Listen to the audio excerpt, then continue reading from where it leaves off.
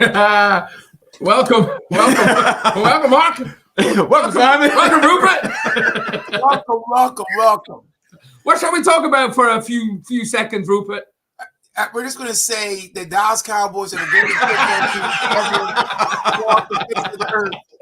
And I'm so glad to be a fan of that team right now. But wait a minute, Rupert. We can take a whooping. Rupert, 3 weeks ago, you won a game. Next minute we heard was this team going to the Super Bowl. That's what he kept saying. Every year, you win 2 games and we go to the Super Bowl. I did not say that. You know I didn't say that. Oh, we have to go back and play some previous shows. Yeah, maybe we'll have fact check on this. Maybe we'll do that one. Do it. Because I'm a Dak Prescott fan, so I would never say that. So, hey.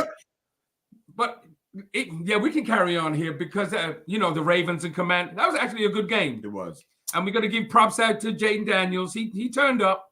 But Commanders, to me, still a better team. No, Lamar showed him who was boss. He just let him know who was the boss. We respect you, but I'm sorry. Commanders still a better team. I didn't get to see it. I was lost in my tears, so I couldn't see it. Yeah, well, you know what you should do? You should call Stephen A. Smith. He will make you feel much better. I even watch. I'm so glad we got a great show for you all tonight. Wait a minute. I'm gonna give a shout out also to. Okay, I'm giving a shout out to Eric and Simone. Okay, because they just moved into their new house. So they moved in last week. It was great. I'm proud of them. So now they live in Pennsylvania. Actually, it's like 10 minutes into Pennsylvania on the Hanover side. So they just crossed over and congratulate them on their new house. And Samara and Eva and EJ, they also happy. they also happy, but proud of them for doing that. That's great. Awesome. Yes. Well, again, we're excited about tonight's show. And tonight we're talking about Your Vote Matters. But we're going to be doing a little spin on this. And tonight we're excited to have our presiding bishop of the United Church of Jesus Christ, Dr. Bishop Monroe R. Sunders. Let's bring him on. We're so happy for him to be with us. Bishop, welcome, sir. That's the transformation dog pound. That's right. Go.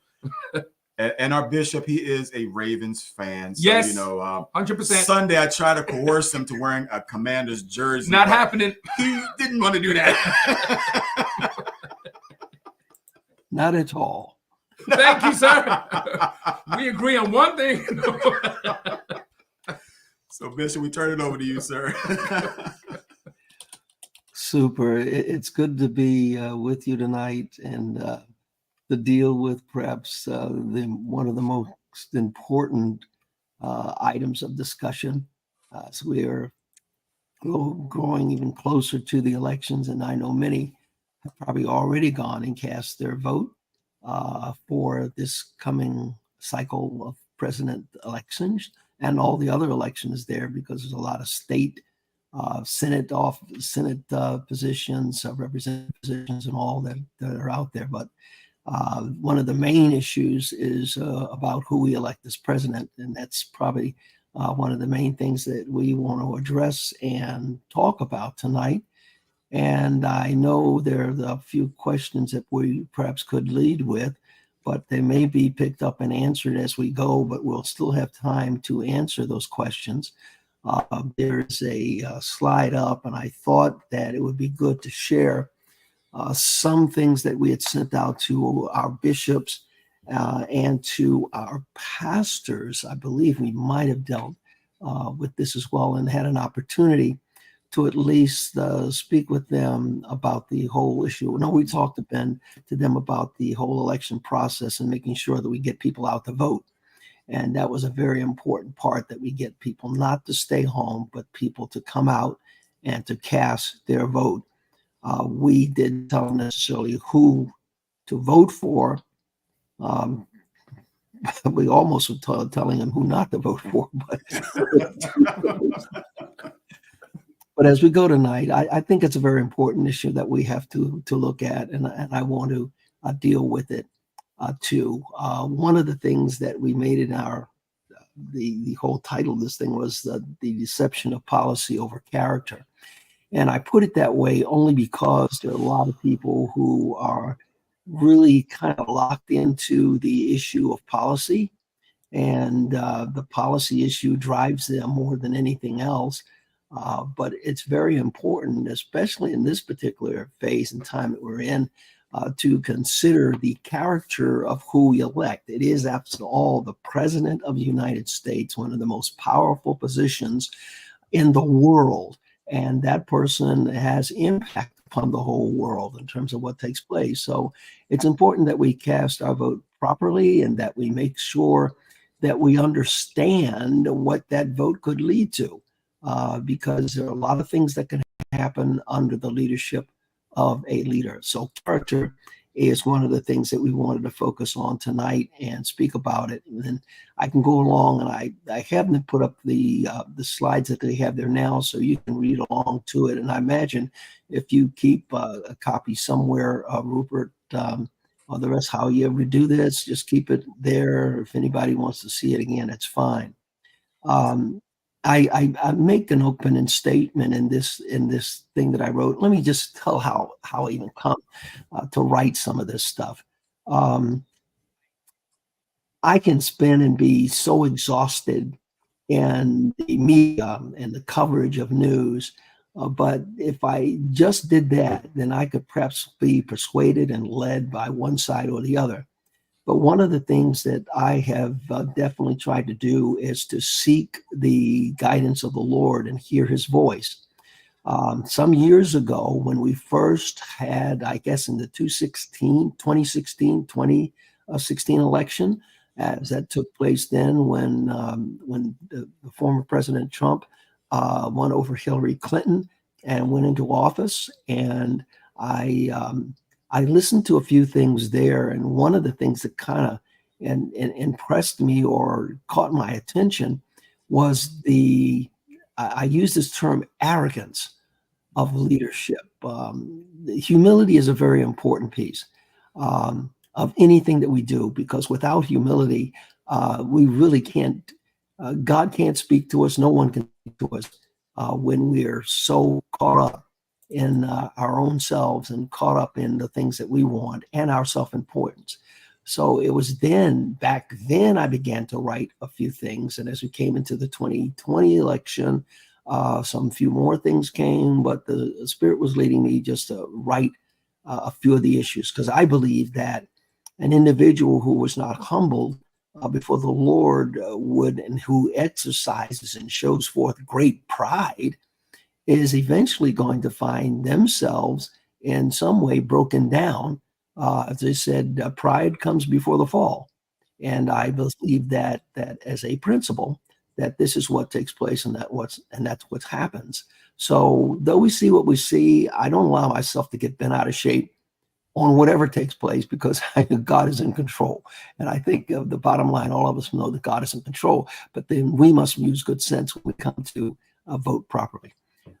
Character then has been so important in this election cycle, and as I stated, the policy is normally the approach that we would make in terms of which candidate for president that we would choose or should be elected. But the 2024 election, as we stated, that character does factor very significantly in this election, and I cannot dismiss it, nor can we ignore it. Especially when I see with my eyes, I hear with my ears, and the things that I see and I hear kind of communicate to me a little bit about the character of the individual. And I think we should not dismiss it. Slide on to the next. The one thing that I had mentioned previously, I said that character matters. And I wrote this previously, and I said this, and it came from the exposure and humiliation of a flawed character.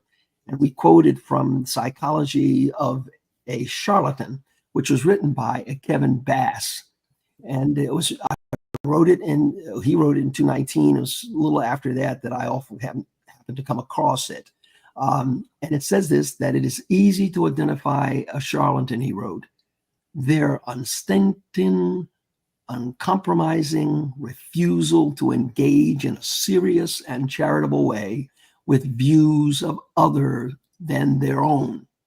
Their lack of respect for other intelligent people, their conspiracy mongering and consistent emotionality, their lack of regard for evidence. This was written back in 2019. Repentance and conversion. I also tied together because a lot of people thought that it seems like their purpose is to save the world. There's something that's out there now called Christian nationalism. Christian nationalism is about really making America a Christian nation. And by making it a Christian nation, I mean by having it conform to all of the laws of Christianity. And this is a very difficult thing to do. You don't convert by force or by legislation. It's very important to know that the turn toward the Lord is something that must be done by a purpose, desirable heart, a humbled heart, a converted heart, not by force, but by the fact that they love the Lord. And to ascribe a righteous status upon a political candidate, as I've also heard and seen, others are saying he's a savior or somehow God's man, and using terminology like that was, to me, problematic, only because I kind of look at the character, and then I know they come and they bring this issue of Cyrus the Great. Cyrus the Great in the Bible, who was one of the leaders who helped to lead the Israelites out of their Babylonian captivity. And he was not, of course, a churchman or anything like that, or part of their religion, but he was used as an instrument to bring them out. And that was God's choice, God's appointment. And that was biblical. This is not biblical in terms of what's taking place now. And to ascribe this righteous status upon a political candidate is to misrepresent divine intent. I believe that God allows things to happen. We should learn lessons from everything that does happen. Understand again that this ascribing of righteous status is something that we have to make certain that we do not misapply or log on to or have it somehow associated with God's appointment. It's extended to the perimeter of the sacred and to the secular. That's what happens, giving a form of pseudo-validation. And the ascription of holy vessels or chosen one within a political arena is, as we state, a misnomer. There's no kind of thing. And people who you put this on begin to think like they are the anointed one. They are appointed of God. And you have to be very careful. And if your mind is not quite right, it will cause you to operate in such a way that you feel a little higher about yourself than you ought to think you are. And in Romans, it says this too: don't let anybody think more highly of themselves than they ought to think, but they ought to think soberly. And this is the one thing that I see. There's a lot of drunkenness that's going on out here right now because people are not thinking right. Faith should never be ascribed to reasoned choice based on policy position alone. Divine permission must not be perceived as divine affirmation. All political positions, we wrote then, are subject to divine rebuke. And I come to recognize and understand that this can be what might happen. And I don't know, but I'm just leaving it in the hands of the Lord. People worry about if you get sent, I just think it's all in God's control. It's all in his hand. Now, what happens, we must be careful about what happens afterwards, because we saw what happened the first time in 2020. And that was probably the most disruptive thing we've ever seen in our process of politically exchanging or changing office. No one has ever in our past ever led a revolt or refused to accept the elections as legitimate. I've never heard of anything such as the elections taking place that were somehow faulty or something wrong.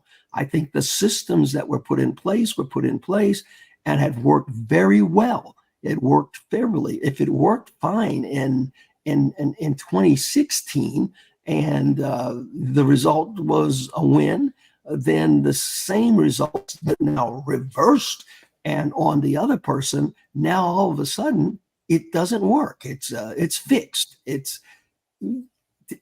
I don't know what more I could say. Sometimes I get flabbergasted by thinking that a person could consider a situation like that and be so entangled. But this is a year and a time of the brain being really affected and the thinking of people. You have to be very careful. This is an age and an era of what I call strong disinformation, misinformation, a lot of things that are being planted in people's heads that they actually believe. One of the stories that we heard most recently was the fact, and they finally arrested someone today who was around with all of his weapons and everything else, trying to, in essence, even influence negatively those FEMA workers who are down there trying to help in North Carolina and the other areas of bringing relief to those impacted by these storms that came through. And, I said, what kind of craziness is this?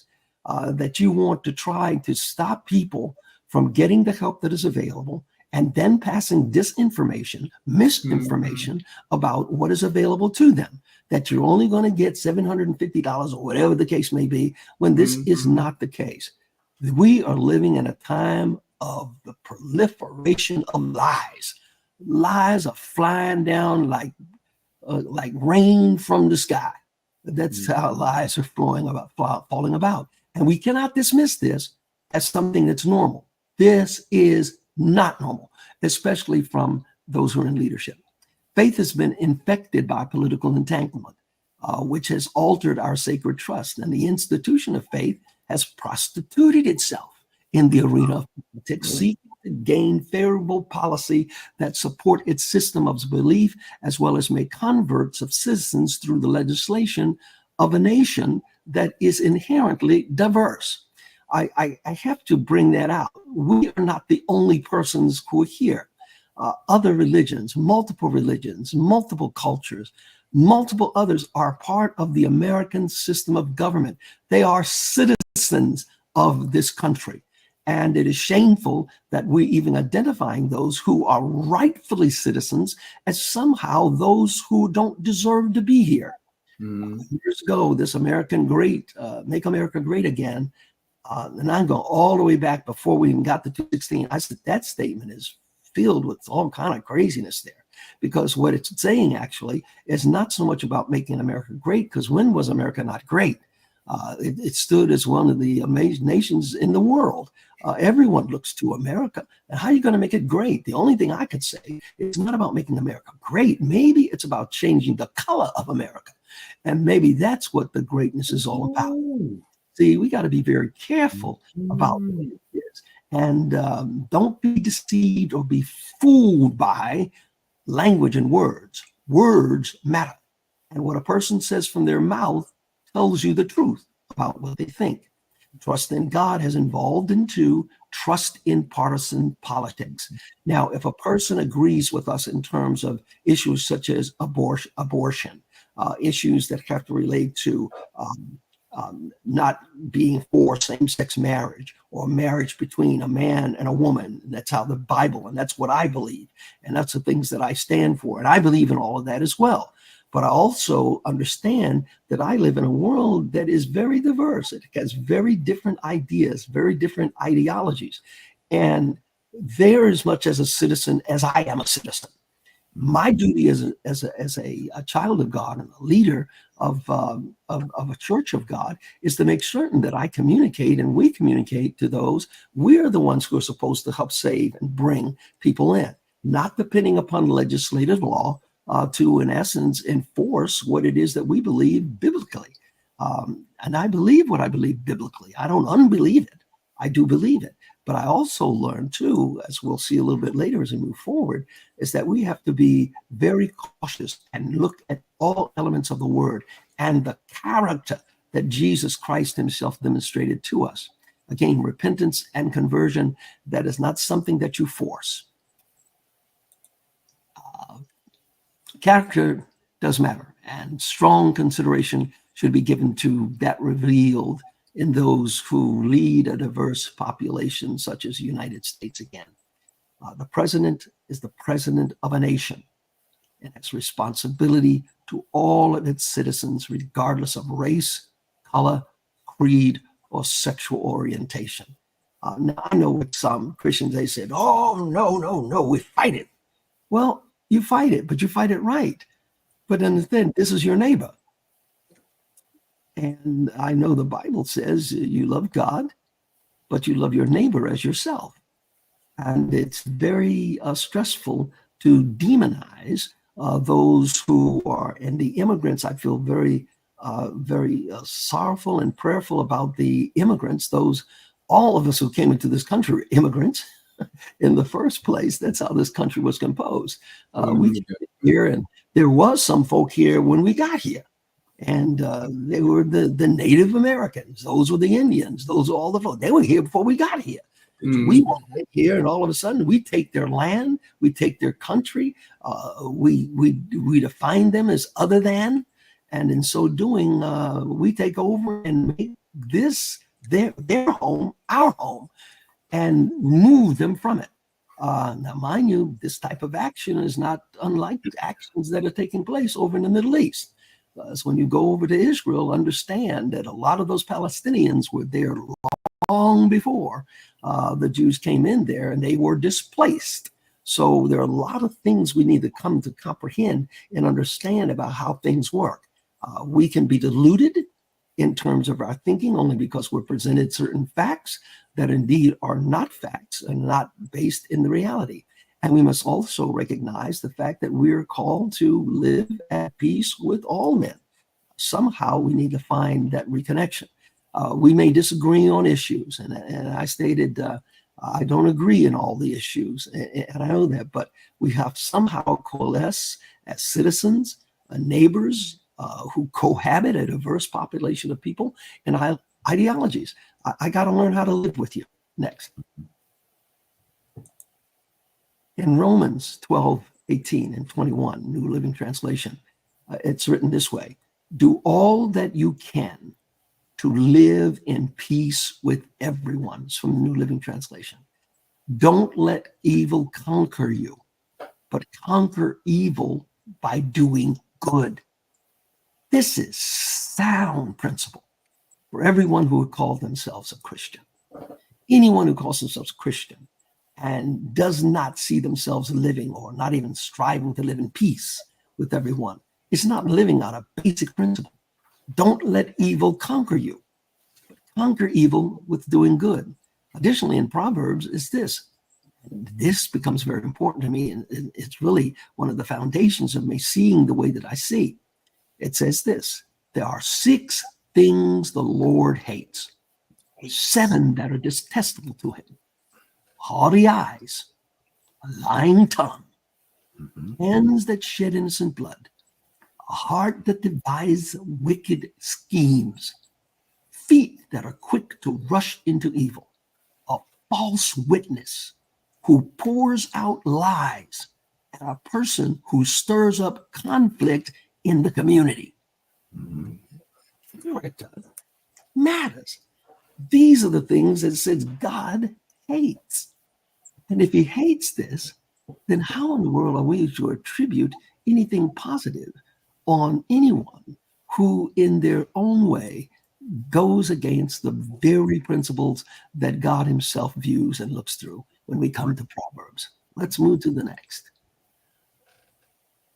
Former President Trump, and I won't mention his name too much because he's a former president, so that's a fact, exhibits troubling, problematic character issues. Now, perhaps I shouldn't say that because you look at it, understand what it is. I just see what I see. He deflects the situational negatives upon others, and by so doing exhibits neurotic projections. portraying upon others his own personal negative and deplorable behaviors. Now, this, if you ask many psychologists and others who understand the whole process of what manifests in terms of psychological behavior, there is a link between the narcissism and projection. Projection, I mentioned, individuals with narcissistic traits display an exaggerated sense of self-importance, a need for admiration, and a lack of empathy toward others. People with narcissistic tendencies are likely to engage in projection by projecting their own self-image onto others. How do I do that? I may lie like crazy. Projection says others are the liars, not me.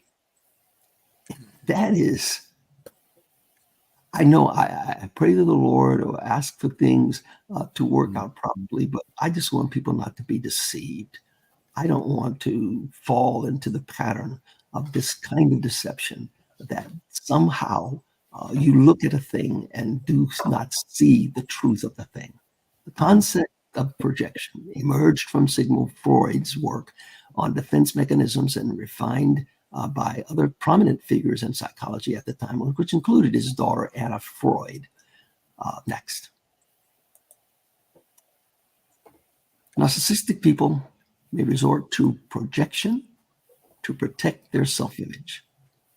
They may also blame others for things that have gone wrong, rather than taking responsibility themselves. The flaws must not be ignored when considering for whom to vote. Further, the integrity of the leader of the United States of America is the highest determining factor in choosing who is more fit to serve in the office of president. Put the D in the end. This is very serious. I don't want to put in comparative phrases, so I won't bring in some other past leaders who were very flawed and who caused great trouble worldwide. But policy does matter. Character and integrity matters more. Policy matters, but character and integrity matters more. Policy matters, but character again and integrity matters more, especially when the character is disruptive and divisive. We've raised this issue previously, this statement. Herein lies a dilemma for voters of faith. In the 2020 presidential election, we found ourselves in a quandary. On the one hand, the policies were the policies that we wanted and believed in as Christian. But then on the other hand, we were in a dilemma because we saw policies that we liked, but character, which we did not like, was troublesome. And I raised these questions. I said then, are we to vote on the basis of our moral positions on issues while ignoring the issues of leadership character? Does the hypocrisy of ethics not matter to our responsibility to equality and justice and fairness? The other question, is it our task to legislate righteousness or to extend grace through acts of kindness and mercy, trusting God for ultimate life transformation? I believe as Jesus showed on the earth, he often went to those who were considered to be the lowest of the earth, the scum of the earth. He engaged with those people who the church leaders at the time would have nothing to do with. He even would walk in the area and would dare touch and come into contact with the lepers of his day. He was there as one who could change and bring change to those who were not received and accepted and distanced and isolated from society. There is much in the policies of the Democratic Party, I stated, that I don't agree with. But we live in a pluralistic society. No matter the positions on the issues, we're reminded in the book of Micah, "O people, The Lord has told you what is good, and this is what he requires of you, to do what is right, to love mercy, and to walk humbly with your God. These are principles issues by which we are to live. We do not live just in the power and our commitment to our dogma in terms of that makes us right or declare who's saved, but rather we live in the principle of just treating people right. And that's all people. God himself even spoke to the Israelite country. He reminded them the fact that I want you, when it comes to immigrants, I want you to receive them and receive them even as a part of you. Because once you were a stranger and an immigrant in Egypt, because you had that experience, you too should be sensitive to all of those who come and seek to be a part of you. Next. Changed it already, Bishop. That's it. Well, good. Well, the last expression that goes there too is to live within a diverse ideological. Oh, let me go back to the top. I am under the conviction that we are under a spiritual mandate to live in a way that continuously extends the presence and the grace of God to all people. Rather than creating barriers, we are to engage the culture that we live in, seeking to coexist harmoniously. To coexist is not to conform, but to live within a diverse ideological, religious, and cultural environment peacefully. I am not trying to become like them. Hopefully, through the grace and the love that God gives, be able to cause them to desire to live like me. Character exposes the soul. This is the last one, I do believe. Character exposes the soul and reveals the truth of who we are. Mm-hmm. There may be differences in our policies, but we must discern the darkness of that which leaks out from within this ingenuous babble of unity, flowing from a self-proclaimed salvific character who sows seeds of discord within the community of souls. I just happened to go back to the 14th or 15th century and found this word, trumpery, by definition, is deception. Wow. Mm. Not be deceived. Character matters. Yes, sir. So I'm gonna jump in here. Yes, I'm gonna jump in here.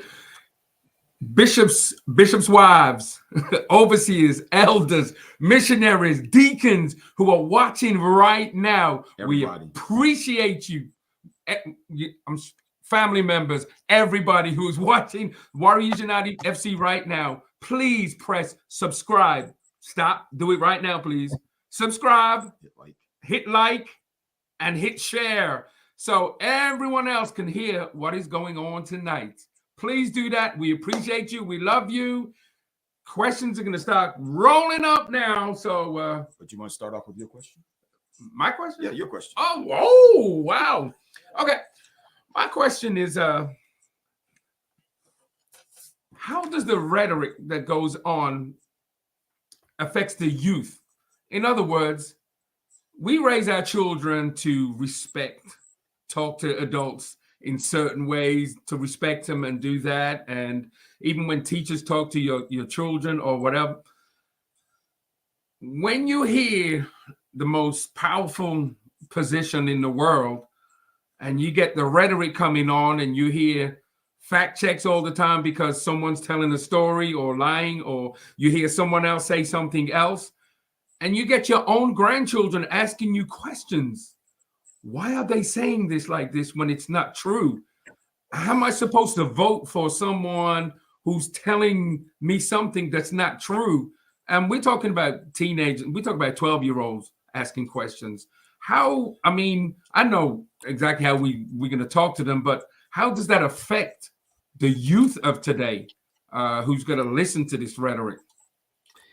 It impacts us because, you know, one of the first lessons that we had growing up, one of the things we made certain we didn't do, we didn't lie. Because when you lied, you were subject to the most severe of punishment. Lying was something that would not be tolerated. And I think the most of us, sometimes we get put, well, everybody lies. Not everybody lies. Well, they may, you know, kind of fabricate a little bit of the story. They may change it a bit, but there's a difference.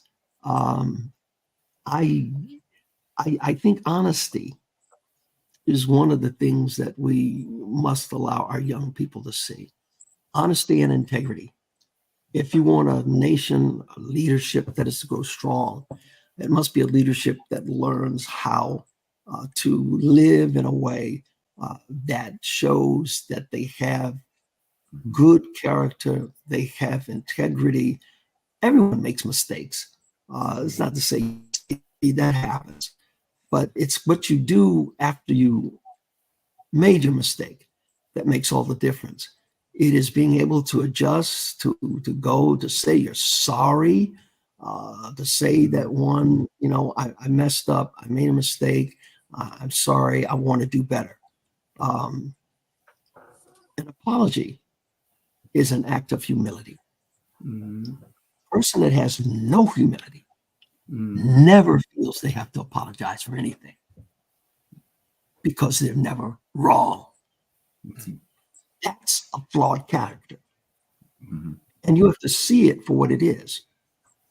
I don't care what all the rest that goes around it. You really have to look at what you're seeing. Because again, I'm glad the examples I had at my parents, they showed me they lived right, and I tried to do what was right. Everyone wanted to do it right. So with the young people there, when they see it happening, and the problem is that all of those who are in position that could correct are not correcting. All they're doing is piling up and making it worse. So that all of us feel that we can say whatever we want to say. We can do whatever we want to do. And we don't have to apologize or try to make it right. And you'll notice this, is that there is never a real apology or a sense that I did anything wrong. And when you're ever in that attitude, brother, you're in a real deep situation.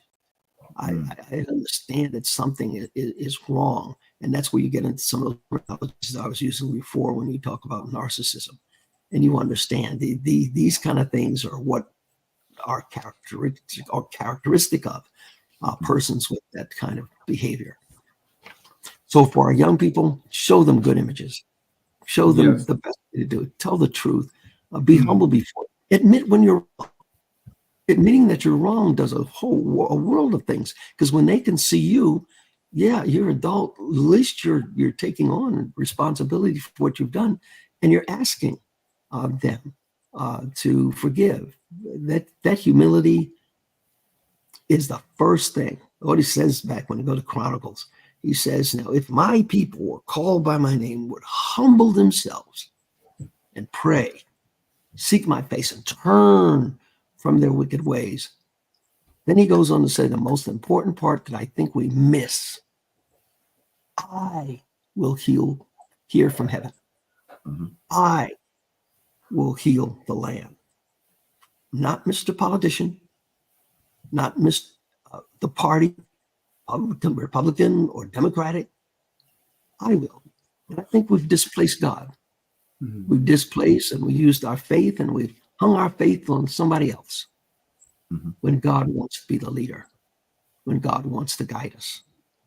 Even when some of the decisions that have to be made, we don't understand. I don't understand everything God does. Right. But I trust him. And that's critical. So Yes. Bishop, I think you somewhat answered the question I was going to have, which kind of plays and says, what are some ways you might access someone's character for decision-making purposes? I think you probably hit on most of that, but, in case someone missed it, how can you access someone's character for making a proper decision? I just want somebody to tell me the truth. If you tell me the truth, I may not agree with some of the things you do, but if you're truthful with me, then at least we can have a conversation.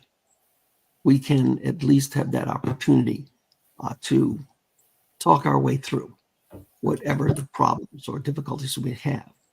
But where there is no truth, there can be no engagement, no real engagement. All they can do, all they would be is throwing out things. I know when I was in psychology and doing all the other kind of things, used to be names. When persons started calling you names, they ran out of words. I don't know. Yeah. Yeah. You just think of a name. There's this, there, that, the other, because you didn't have any other way how to express it. So we had to be very cautious in terms of how we handle that and deal with that. And how we look for the individual. Be truthful with me. If you tell me the truth, I may not agree with how you do a thing or why you do a thing, but if you tell me the truth about the thing, at least we can have an understanding. I think that's where we're lacking right now. We don't understand each other. We don't even want to understand each other. As a matter of fact, this is such a polarized time. It's absolutely ridiculous. There used to be a time where you can have different opinions and different ideas, and we would sit down together, we would talk about it, even if we were at one end of the spectrum, I was at the other. But the one thing we have in common, we're human beings. Absolutely. And that's one of the things that's missing. We are dehumanizing people and causing people to look at you not as human. Now, we as a Black race ought to understand that, because our tradition and heritage was people were less than humans. And you could be treated worse than their dogs, than their pets. So we must understand, don't dehumanize a situation. I can't dehumanize anybody, but that's what's going on. And that dehumanization is leading to a lot of potential problems going forward. The angst of people who are just angry, and that's what I see more, anger coming up here, the crazy people. We have mental health issues that are going on too. Those are something aside, but we got to realize that we're living in a climate and time where there seems to be an escalation of mental health illnesses and people reacting in ways that are detrimental, not only just to them, but to others as well. Yeah, Bishop, I first of all, thank you so much for doing this. But, I think that a lot of people have confused a lot of stuff when it comes to this election. They're concerned about policies, and I'm glad that you brought this up, that character matters, because we forget the first thing that we teach our kids is about having the right character as an being. We don't teach them, think about this, think about this. The first thing that we teach them is to have the right character. And a lot of times I think that we forget that is the basic biblical principle of every Christian. Is to be a Christian is to have character. The fruit of the Spirit are 7 fruits of character. None of them do with policy. All do with the character.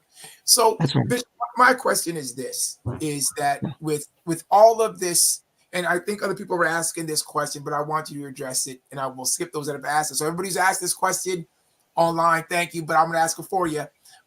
People are wondering, how do we vote for a president whose policies may not fall in line with the Christian policies? And I think you touched the basically on it a lot, but I think they're saying, well, do we not vote at all? I think that's the question that they're asking. Do we not vote for him and not vote for her? And what would be your stance on that? My stance is this. Some may come to that conclusion. I can't vote for either of them, so I'm going to stay home. I believe that we still must make a decision.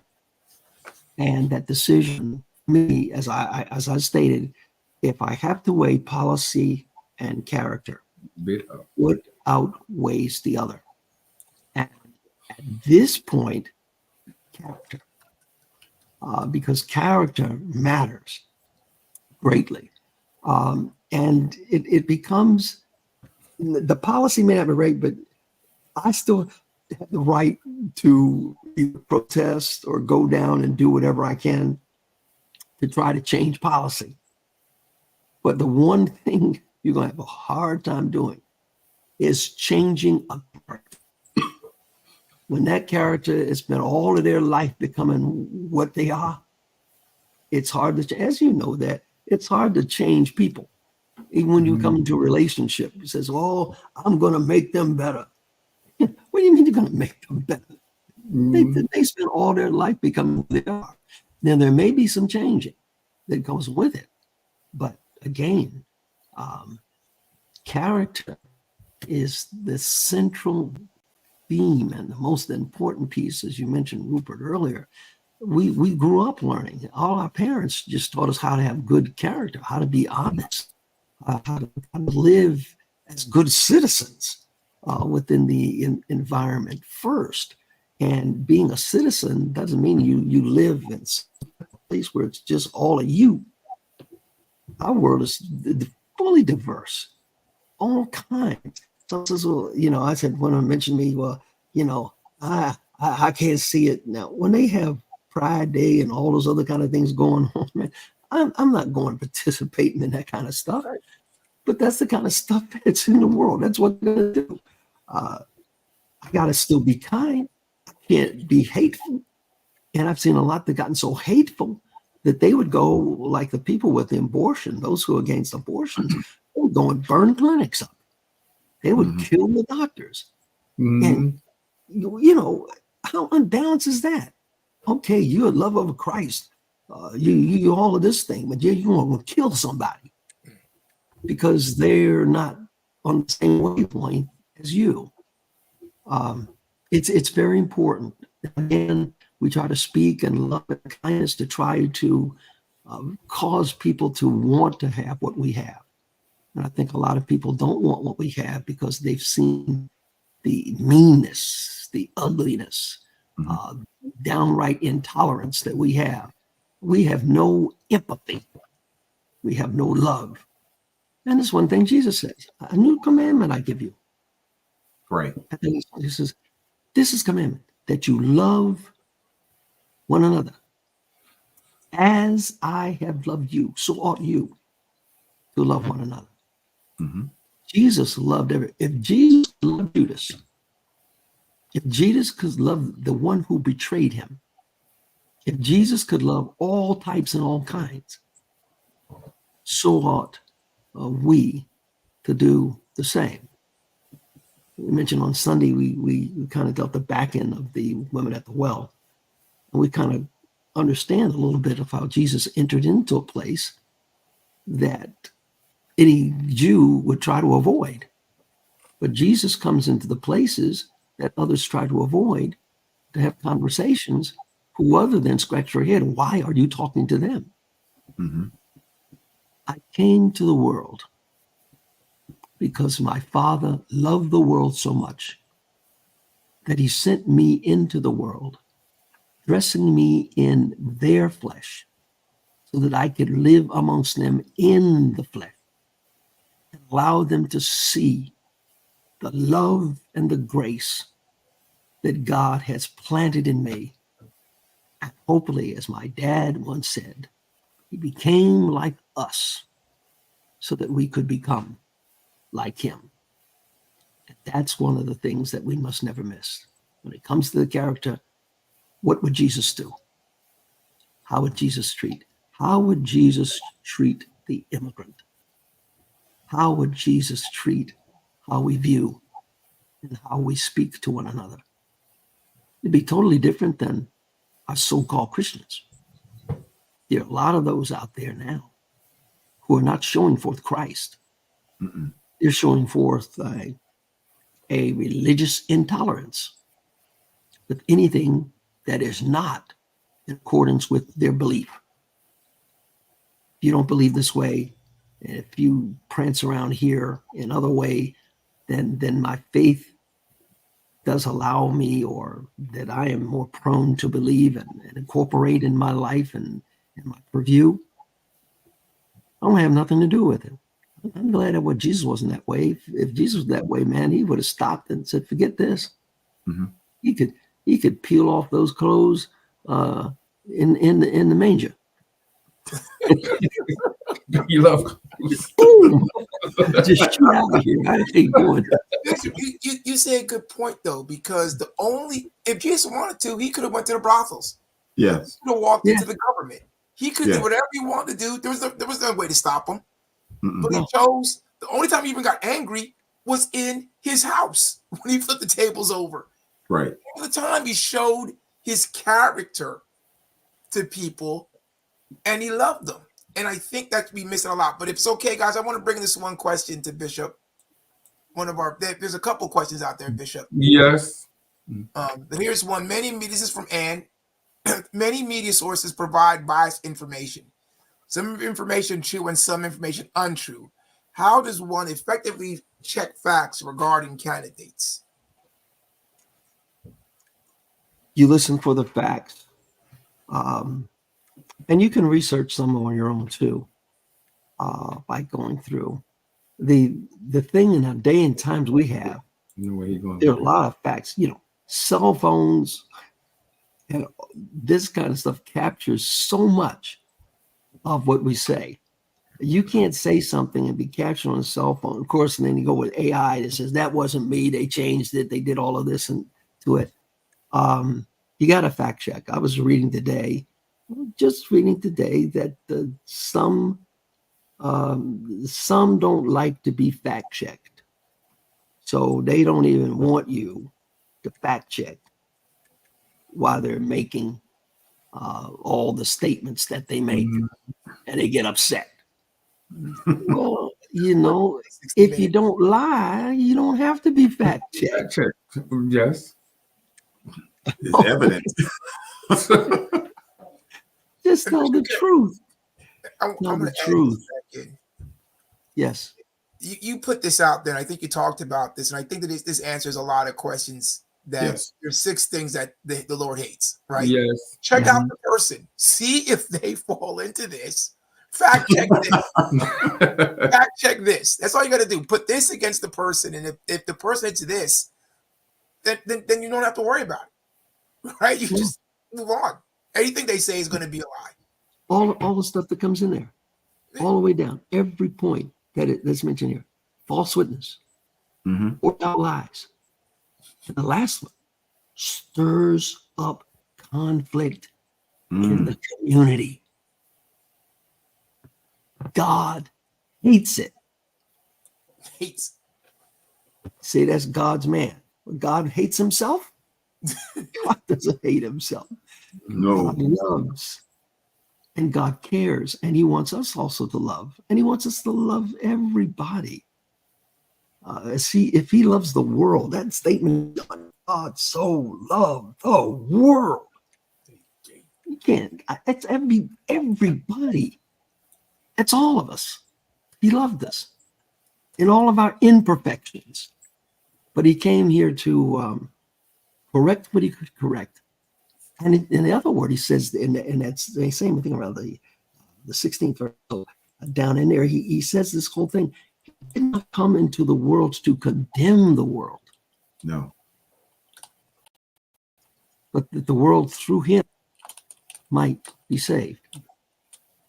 Now, that's a task. Your task is not to condemn. Your task is to somehow attract change.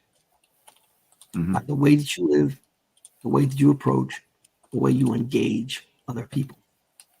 If you engage the right way, a person may be more likely to listen to you than if you come in them in the attack mode. Some of us are attack dogs.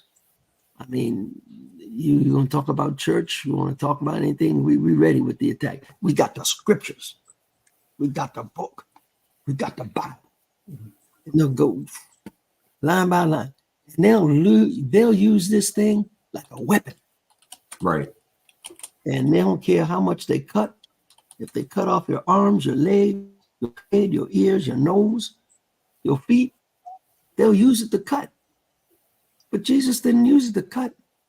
He used it to heal.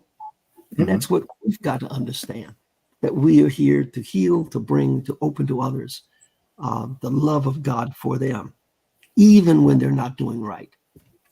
And that's why it's important that he does use a scripture there that says, don't judge.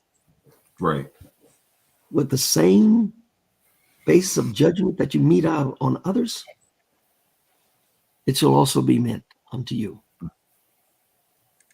And don't be too thoughtful of your own self-righteousness, because I always tell them in Matthew 7, go to Matthew 7. Many shall come to me in that last day and say, Lord, Lord, did I not do this? Did I not do that in your name? Did I did all these religious, wonderful, powerful ministering things? And he says, depart from me. I know you're not. I never knew you. Well, in essence, we did not have a relationship. And that's one of the worst things that we could ever hear. Right. That after all of our talking, we still never took time to have a relationship with God.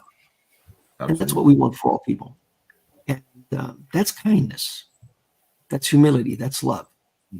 That's why the choices that I make are predicated on that, because that is the kind of character that brings people together and not separate them. But Bishop, you kind of someone answer this question. So the question is, do we as Christians have a responsibility to police the world or love the world? Oh, that's an easy question for me. We don't police the world. We don't police the world. We love the world. I mentioned maybe a convocation or two ago that we made a presentation on the wheat and the tare. And that comparison that we went with, that the field was seeded and the good wheat came up, but lo and behold, tares started to grow up within it. And the question is, should we pull out the tares? Should we pull out the weeds? I think someone made a comment there. There's a little weed in everybody's church. So, oh, dang.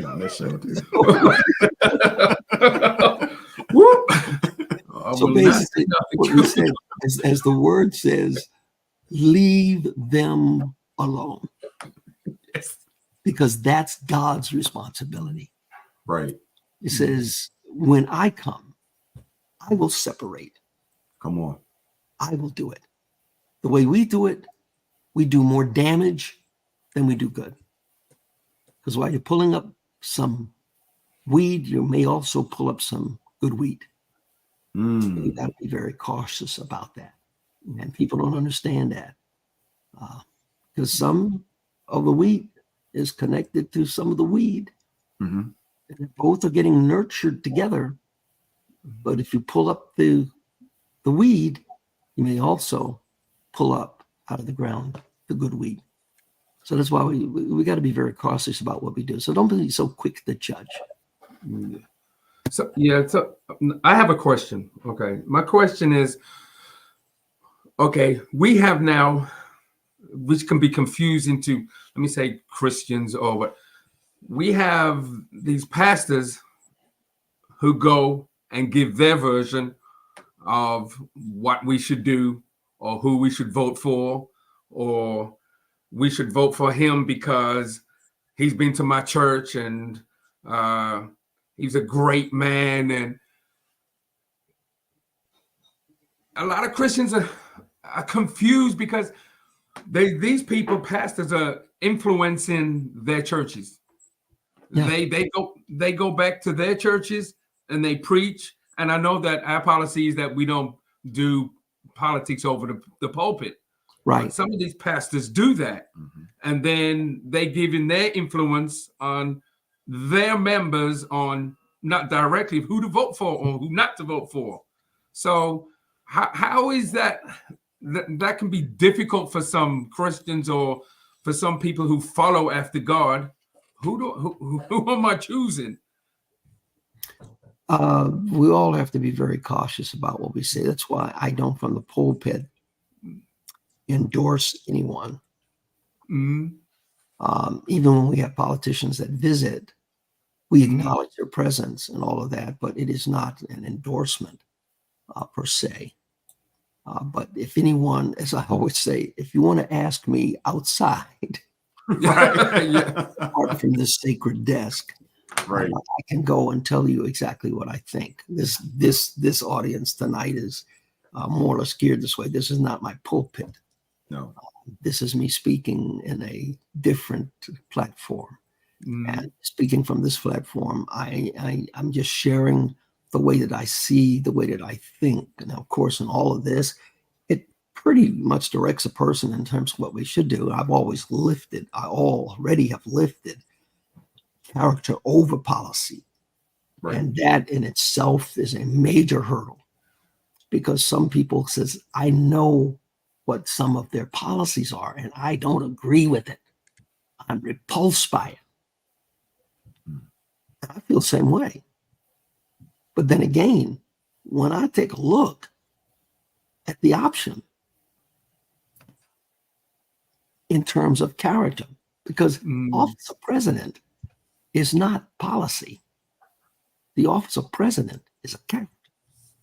Now they have character policies that go with them, but still you have a Congress and you have a Senate that basically all of these policies are hounded or pounded out. And what you have to do, basically make sure you put the right people in the Senate, put the right people in the Congress, and make sure you get the right people on the Supreme Court. It's big. Because there needs to be a good balance there too. Absolutely. And it is totally unbalanced right now. There used to be a day when justices ruled by the rule of law. Yes. And interpreted the rule of law as it was meant to be interpreted. Now, still you have things that develop that you still have to make applications for. And they have this term use precedent. And by that, what has been the ruling and the judgment in the past, and how did they derive it? And one thing they used to always say, we don't do anything with precedent. Precedent went through a long process to get to where it is. To undo precedent can be very disruptive. And that's what we see, more of a political leaning. Justices were always supposed to be apolitical. I mean, neutral. It shouldn't be that you lean in the favor of one party over the other. A Supreme Court justice should never be in that place where they're leaning one way or the other, because you need to rule from the middle. Amen. You do not allow yourself to be persuaded to one side or the other because you have leanings toward that. Bishop, we have a question from Elder Lawrence, our good friend. Simon, you want to take this one as you normally do? Yes, Elder Ernell Lawrence wants to say, please elaborate on the silly gender issues during this important election. Oh, man, yes, sir. I got you. Yeah. You know, that you mentioned it. I think one of the problems is historic. You have a female who is running to be the top leader in our country in the office of president. There are some males, even some females, that are struggling with a female or gender, or gender being president. We struggle with that in the church. We have problems with female leaders. And as such, that same pours out into the political environment. I would not doubt there are a lot of folk ain't gonna vote for her, because if they wouldn't approve a female pastor, they sure ain't gonna approve for a female president. even if Barabbas was the candidate.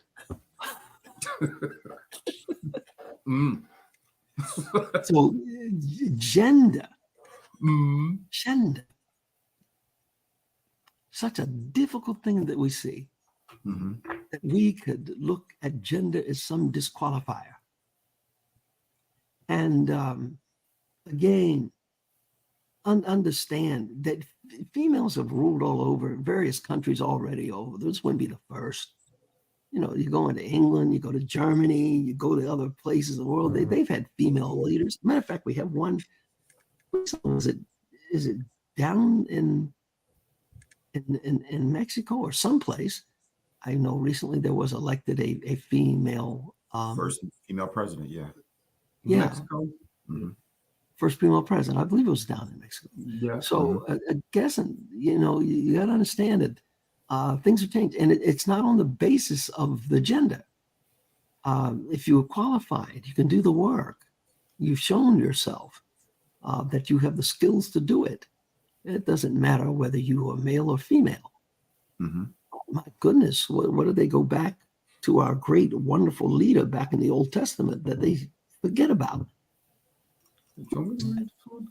That leader who even all of the great warriors would go to consult with. Was that not Deborah? Deborah. Who they would not go to war until they had consulted with her. So I don't think God ever had a problem with women. I think our narrative has kind of created that kind of issue. That's why I always quote, I go back to 2 Corinthians again. If you are a new creature in Christ, there is neither male nor female, bond nor free, but we all are one in the Spirit. So it is not about gender. It is about the spiritual attachment. And we operate and move by spirit, not by flesh. So gender gets cast out because it's not even a qualifier. Not even a qualifier. No. Okay. I have a question too. We'll do that. It's not really a question, more of a comment. We expect Christian leaders to be of high moral character. The Bible shows us in the book of Daniel how he brought or allowed kings to be in power until they got too prideful and brought them down.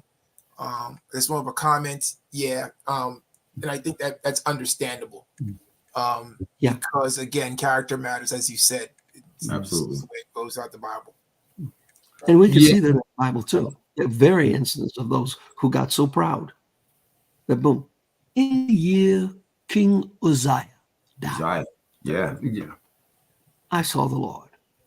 Uzziah started out fine until he got so proudful in all of his successes and what he had done, even to the point that he thought that he could go into the holy place and do that which was not his to do. And there's some others who did some stuff there in the New Testament and came down with leprosy. Yes. Because they didn't do. And it's all pride. Pride is destructive. As a character issue, don't miss pride. If you see pride, run away. Because that pride's going to kill you. Yes, sir. It's going to kill itself. It's going to kill you too. Right. We got 5 minutes, so I'm going to read this really quick. This is anonymous question.